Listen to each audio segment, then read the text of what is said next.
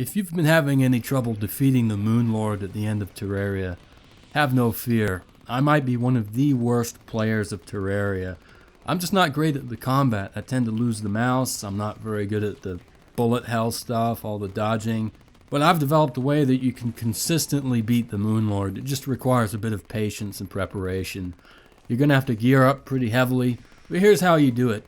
With the Martian invasion, you can get the UFO mount, which I'm using here. It lets you fly. I've equipped a swiftness potion here.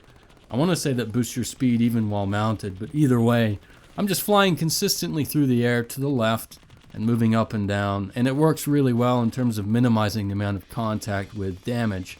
My weapon is a ranged weapon. I'm using chlorophyte bullets, which you can use your ore that you've mined in the jungle to create those. Again, you can do this before you have any kind of Moon Lord drops. I am using a Moon Lord dropped weapon here, but the first time I did this it was very similar, and I used the machine gun you can get from, I think it's the Vortex Pillar.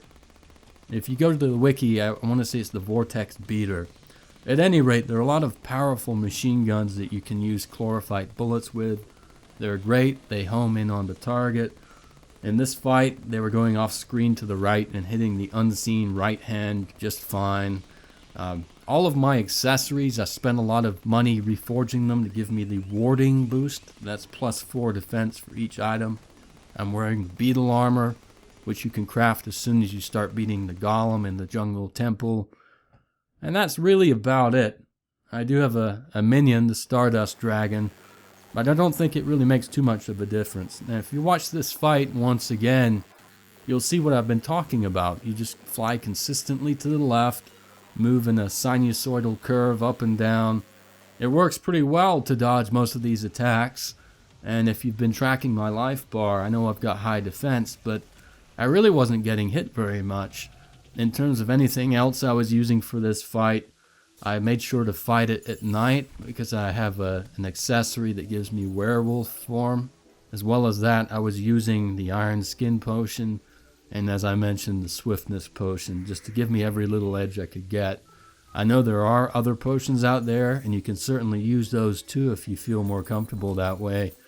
But I didn't, and I don't think you would really need to either, so long as your defense is high enough.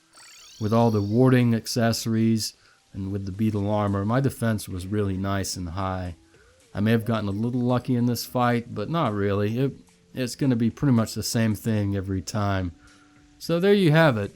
You don't have to be a god. You don't need any kind of virtuoso performance to beat the Moon Lord. You just need some patience, really.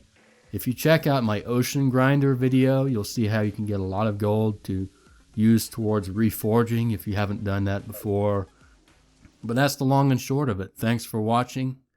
Please like the video if you enjoyed it, and if you're willing to, by all means subscribe to the channel. Thanks again, guys.